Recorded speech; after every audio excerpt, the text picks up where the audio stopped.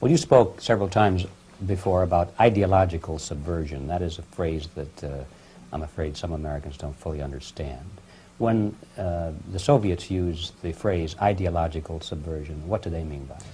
Ideological subversion is the process which is legitimate, overt, and open. You can see it with your own eyes. All you have to do, all American mass media has to do, is to unplug their bananas from their ears, open up their eyes, and they can see it. There is no mystery. There is nothing to do with espionage. I know that espionage intelligence gathering looks more romantic. It sells more deodorants through the advertising, probably. That's why your Hollywood producers are so crazy about James Bond type of thrillers. But in reality, the main emphasis of the KGB is not in the area of intelligence at all.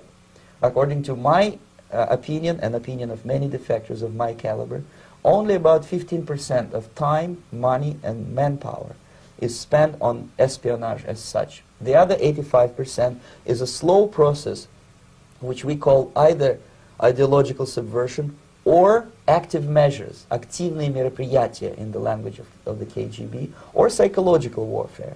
What it basically means is to change the perception of reality of every American to such an extent that despite of the abundance of information, no one is able to come to sensible conclusions in the interests of defending themselves, their families, their community, and their country.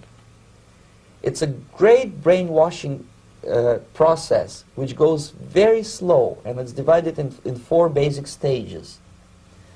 The first one being demoralization. It takes from 15 to 20 years to demoralize a nation. Why that many years? Because this is the minimum number of years which requires to educate one generation of students in the country of your enemy, exposed to the ideology of the enemy. In other words, Marxism-Leninism ideology is being pumped into the soft heads of at least 3 generations of American students without being challenged or counterbalanced by the basic values of Americanism, American patriotism. The result you can see. Most of the people who graduated in the 60s, dropouts or half-baked intellectuals, are now occupying the positions of power in the government, civil service, business, mass media, educational system. You are stuck with them. You cannot get rid of them. They are contaminated. They are programmed to think and react to certain stimuli in a certain pattern. You cannot change their mind, even if you expose them to authentic information, even if you prove that white is white and black is black, you still cannot change the basic perception and the logic of behavior. In other words, these people, the process of demoralization is complete and irreversible. To get rid society of these people, you need another 20 or 15 years to educate a new generation of patriotically minded and common sense people who would be acting in favor and in the interests of United States society. And yet these people who've been programmed and, as you say, in place, and Yes. who are favorable to an opening with the Soviet concept, these are the very people who would be marked for extermination in this country? Most of them, yes. Simply because the psychological shock when they will see in future what the beautiful society of equality and social justice means in practice, obviously they will revolt. They will be very unhappy, frustrated people. And the Marxist-Leninist regime does not tolerate these people. Obviously they will join the links of dissenters, dissidents. Unlike in present United States, there will be no place for dissent in future Marxist-Leninist America. Here you can get popular like Daniel Ellsberg and filthy rich like Jane Fonda for being dissident, for criticizing your Pentagon.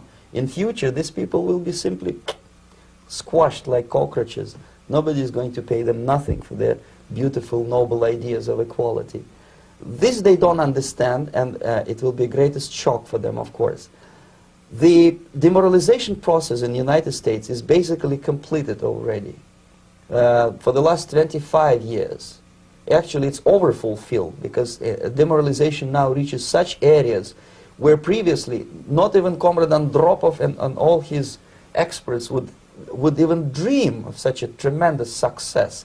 Most of it is done by Americans to Americans, thanks to lack of moral standards. As I mentioned before, exposure to true information does not matter anymore. A person who was demoralized is unable to assess true information. The facts tell nothing to him. Even if I shower him with information, with authentic proof, with documents, with pictures, even if I take him by force to the Soviet Union and show him concentration camp, he will refuse to believe it until he is going to receive a kick in his fat bottom. When a military boot crashes his, then he will understand, but not before that. That's the tragic of the situation of demoralization. So basically America is stuck with demoralization, and unless, even if you start right now, here, this minute, you start educating new generation of Americans, it will still take you 15 to 20 years to turn the tide of ideological perception of reality back to normalcy and patriotism. The next stage is destabilization. This time, subverter does not care about your ideas and the patterns of your consumption. Whether you eat junk food and get fat and flabby, it doesn't matter anymore. This time, and it takes only from 2 to 5 years to destabilize a nation, what matters is essentials: economy, foreign relations, defense systems. And you can see it quite clearly that in some areas, in such sensitive areas as defense and economy, the influence of Marxist-Leninist ideas in the United States is absolutely fantastic. I could never believe it 14 years ago when I landed in this part of the world, that the process will go that fast.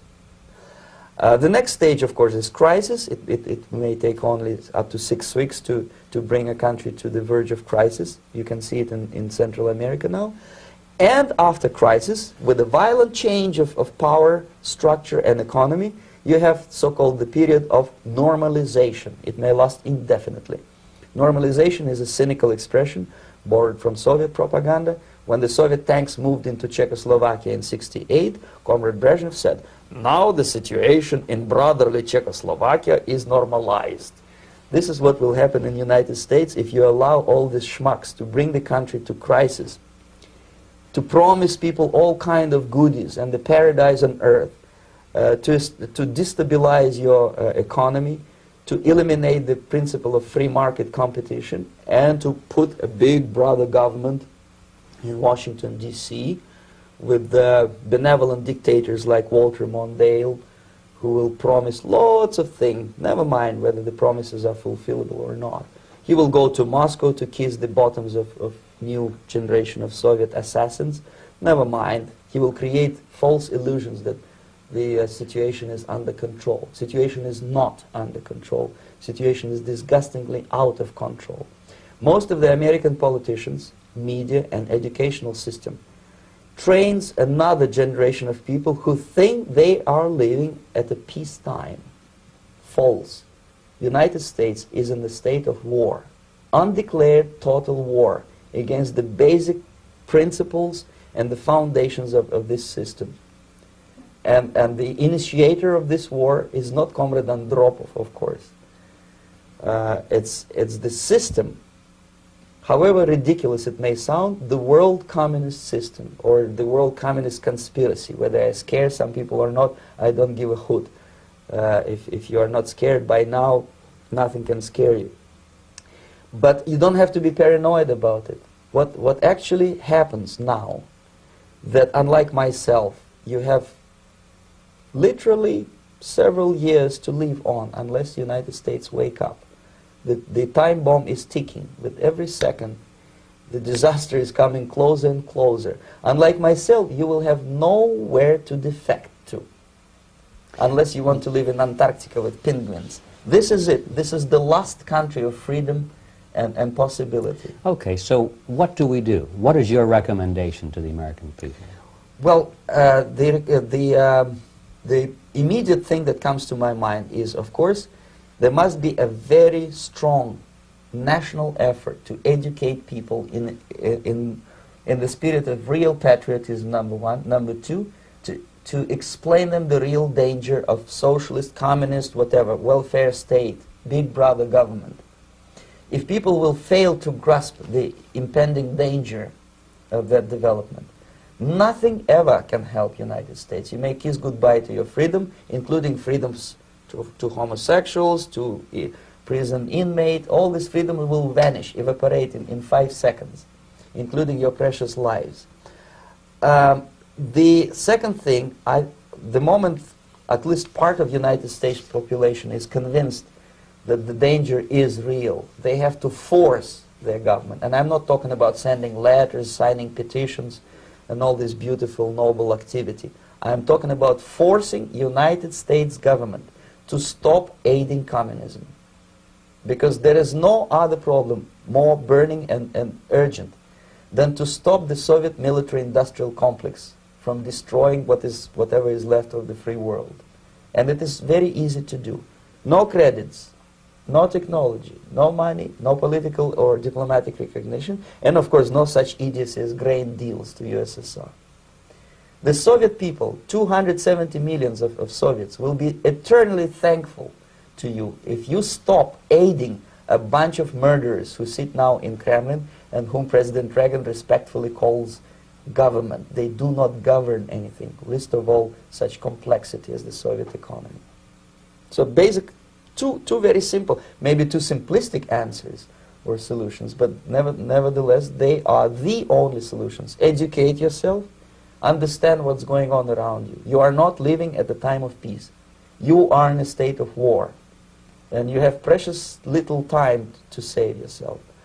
You don't have much time, especially if you are talking about young generation. There's not much time left for convulsions to the beautiful disco music.